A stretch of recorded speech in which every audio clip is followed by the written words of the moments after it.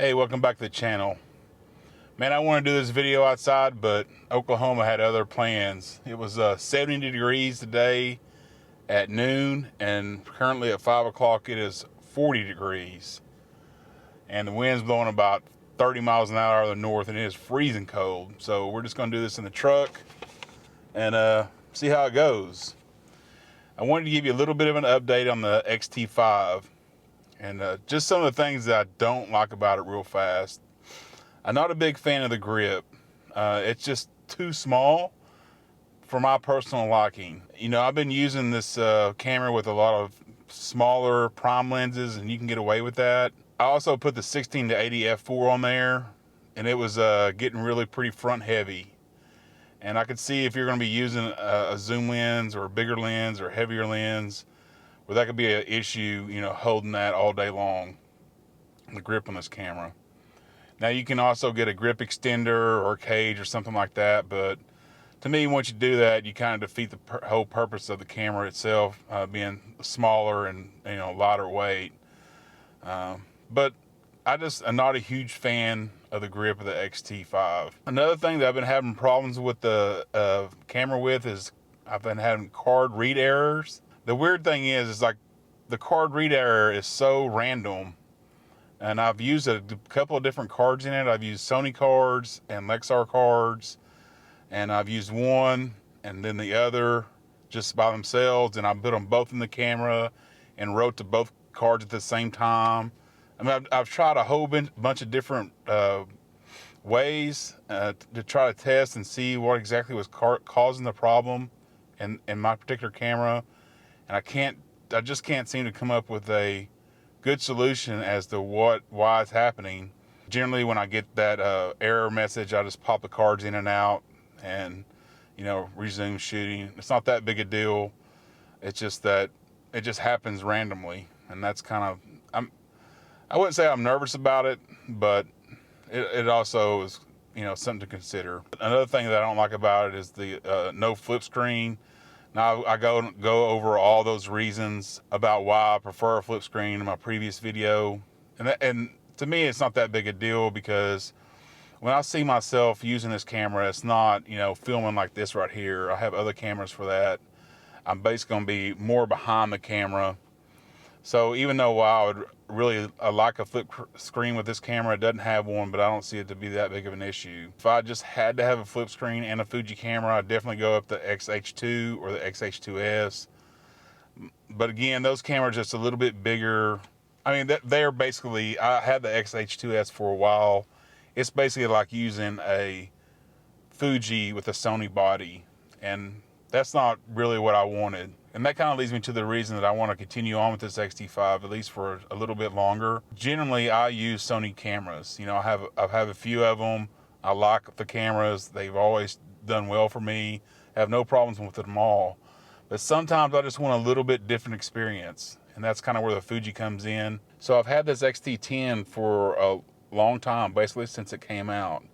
But some of the things that I really, really do not like about this camera, the X-T5 has solved. One of those is this exposure compensation dial right here on the side, the top of the XS10. It is just way too prone to get bumped and moved around. There's no lock on it. Now, while the X-T5 doesn't have a lock or anything on the exposure compensation dial, it's a little bit more tucked in to the camera. You have to put a little bit more effort into actually changing the, you know, clicking the dial over one way or the other. But you're not going to have as many accidental clicks or changes as you would with the XS10. Another thing that they got right on the X-T5 is the buttons. The buttons on the XS10 are absolutely terrible. Like, you're always using this OK menu button and the back display button. That's kind of the two of the main buttons that you're going to be using on this camera a lot. And they are just so bad. I mean, you cannot feel them at all. They are sunken into the body just a little bit. I mean, you cannot feel them from the back. They are just absolutely terrible. And I'm glad to say there's no buttons like these two on the X-T5, thankfully. I mean, that just drives me absolutely crazy. Now, the third thing is video specs. While I didn't have any problems with the video specs on the XS10, I do like shooting in 10-bit. I like shooting in log from time to time, and the XS10 only gives you 8-bit color, so you really wouldn't be shooting in log with the XS10. So, and I also really do like shooting in 4K 60. You only have 1080p 60 in the XS10. The fourth thing that Fuji got right with the X-T5 is the custom modes. I mean, the custom mode situation in the X-T5 is absolutely great.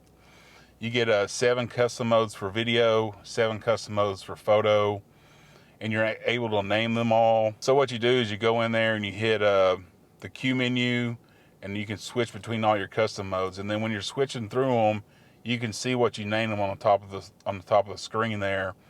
And that makes it really super fast to get into whatever custom mode that you want to get into.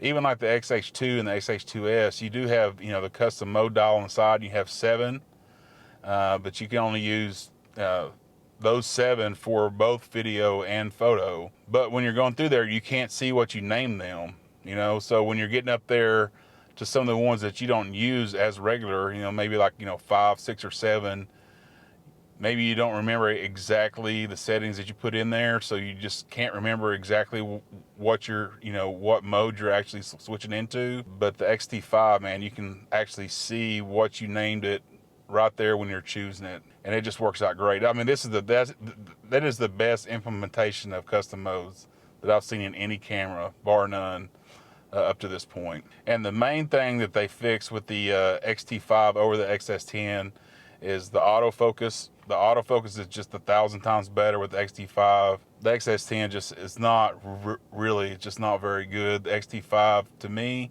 has been pretty solid. And also the X-T5, when you're in automatic modes, you know, like I am right now, there's not all that exposure stepping up and down all over the place. That's just something that really turned me off of the XS10 and using it for video. I mean, it was really distracting to me. I mean, maybe a viewer or somebody watching my videos wouldn't even notice it, but instead in a video, all I could see was that exposure stepping up and down. So I'm so glad that they got this at least a little bit under control. It's still there a little bit, but it's definitely more controlled than it was. And the last thing that they've improved the X-T5 over the XS10 is the battery life. The battery life on the X-T5 is just fantastic. You don't have to worry about battery life, you know, very much at all. I mean, I think 2 batteries, you could probably get through most of the day easily on 2 batteries if you're shooting all day. I mean, that's how good they are. The XS10 batteries are these little, you know, square batteries, old Fuji batteries, and they're terrible. They're terrible, especially with the XS10.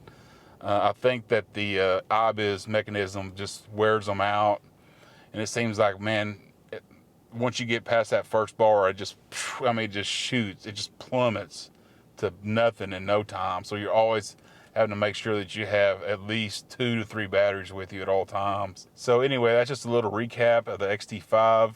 If you liked the video, make sure you hit the thumbs up. If you want to see more content like this, make sure you subscribe. Thanks for watching, and we'll see you on the next one.